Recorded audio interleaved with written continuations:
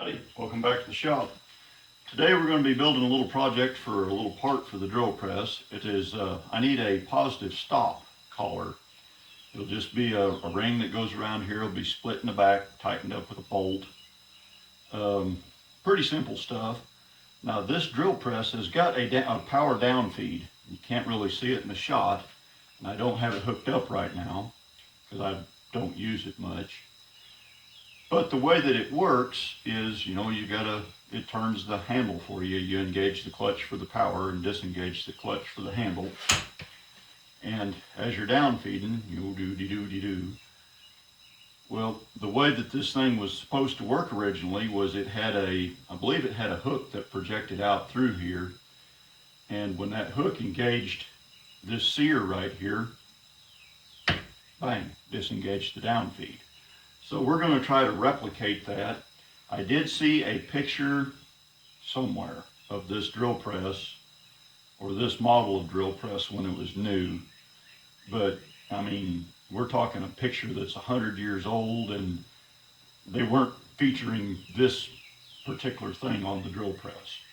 So anyway, that's what we're building today. Just a power down feed trip.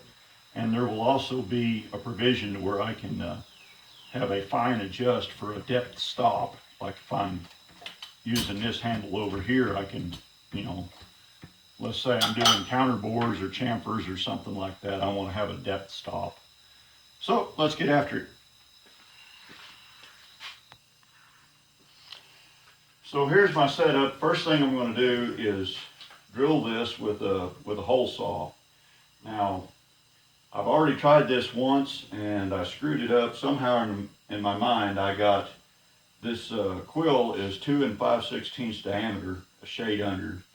Somehow I got that mixed up with 2 1/2. And man, I had a perfectly bored hole the wrong size. So what I've done, I didn't know if this would do a 2 5/16 ID hole. So what I did was I bored through a piece of wood and then measured it, and it's actually through a piece of wood. It was just a shade over 2 1/4, and I believe this is a 2 1/8 or 2 1/4 hole saw. So it does run. When you first fired up the drill press, you'll see a lot of run out, but as soon as you contact the work, the run out cancels itself because these are not held up tight in the arbor.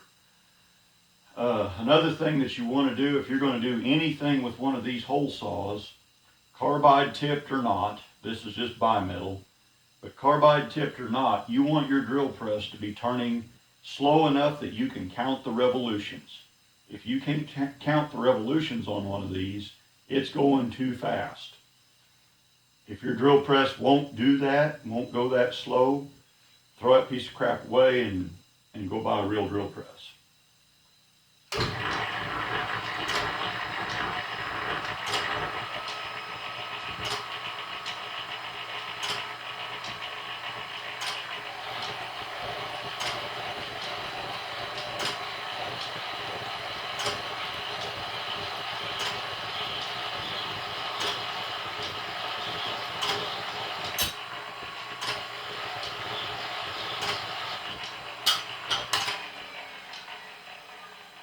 Another thing that's really, really important, especially on aluminum, well, on anything, is to use some kind of oil. Now, I use vegetable oil for everything because it doesn't kill you. I mean, we eat vegetable oil. If it's good to eat, probably ain't going to kill you to get it on your hands. Probably not going to die of pancreatic cancer from it 45 years down the road. That's my way of thinking. But you got to use something on these or you will get chip weld and load up and you're going to ruin that. And also stop about every 10 or 15 revolutions and clean it out. I use a vacuum cleaner. You can blow it out with air if you're stupid, but otherwise use a vacuum cleaner and clean it out. Now I'm going to do this off camera. We'll be back directly.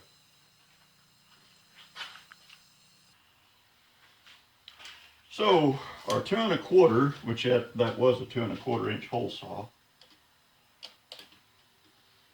see how big of a hole a 2 1/4 inch hole saw made.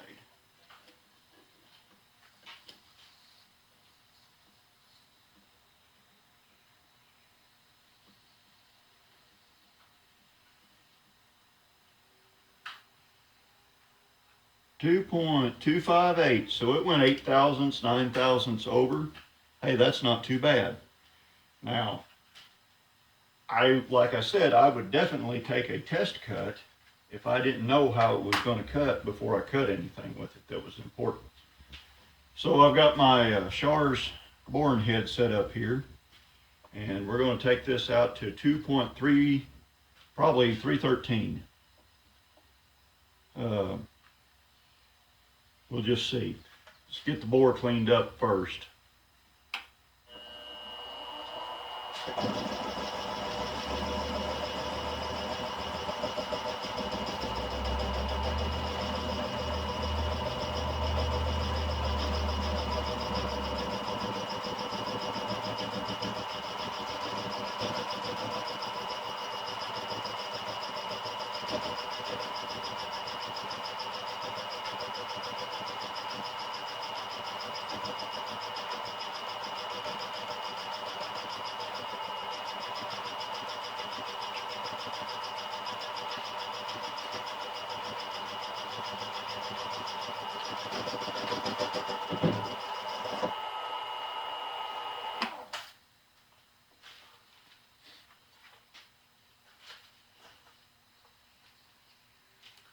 Didn't center up very good.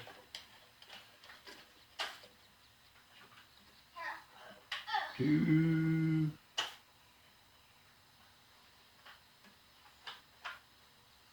$265. Well, I'm going to keep boring. Be back in a minute.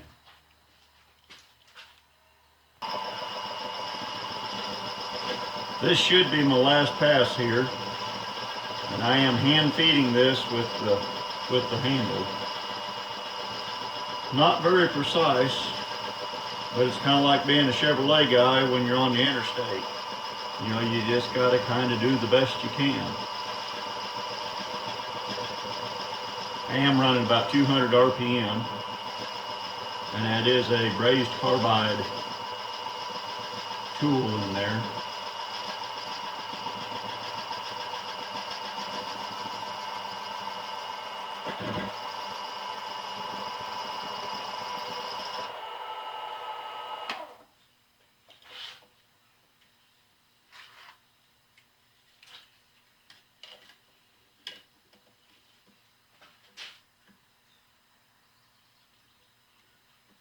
There we go. That should give us about 5 or 7 thousandths of clearance. Let's break her down and see if it'll fit.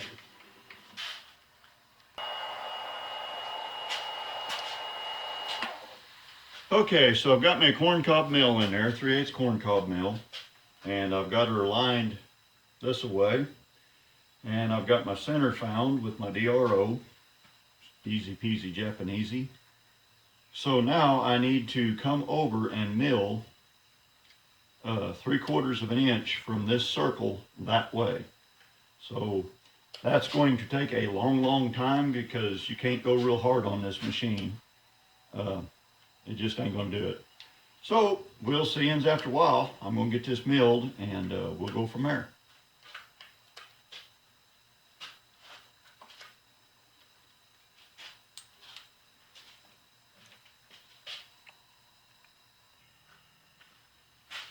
Well, there's that milled.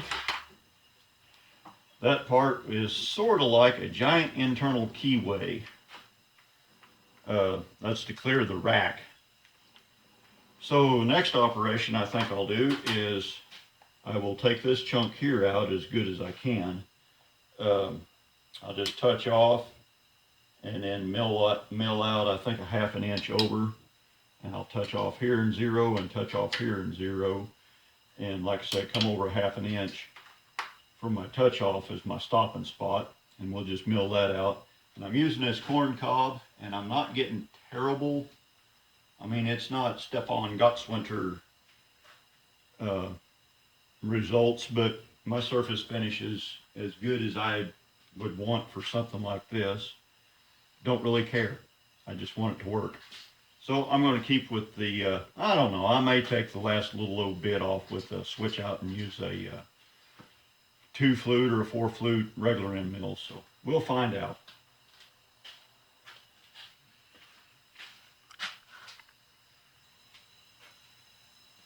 Well, there's that.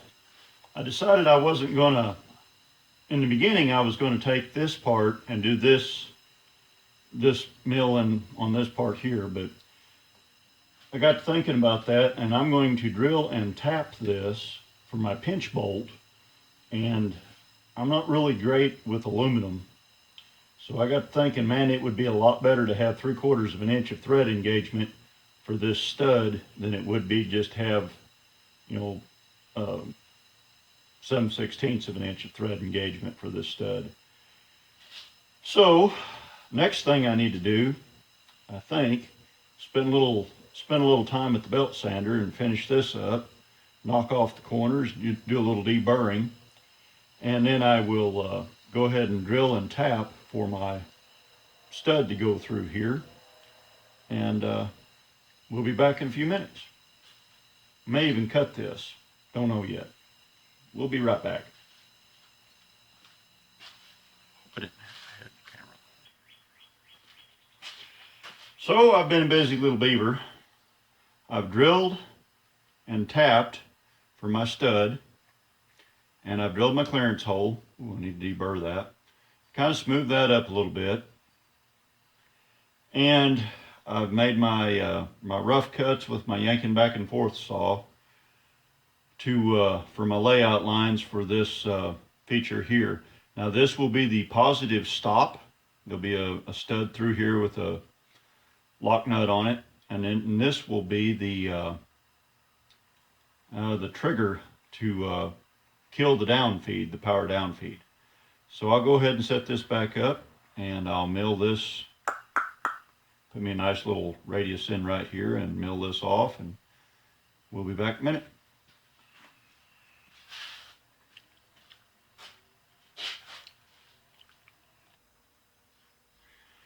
So here we are back at where we started from, I guess. So here we've got it installed, pinch bolt. Of course, I'm going to make some different studs and nuts for this so that it's got its own dedicated studs and nuts. But in normal operation, run this down just a little bit, and that makes a nice positive stop. Run that one down, run that one up. That gives me a nice positive stop that's repeatable. I mean, if I really got stupid with this and leaned on it or something, yeah, it'd probably bend something or break something. But you know, if you're not stupid, then this will probably work pretty good.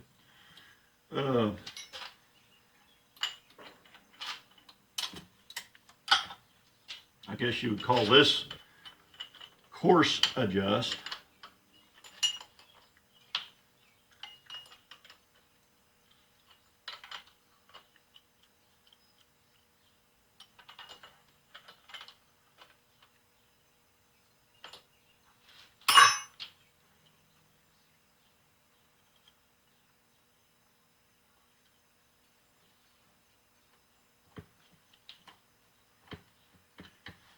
So let's engage the power feed and watch it work.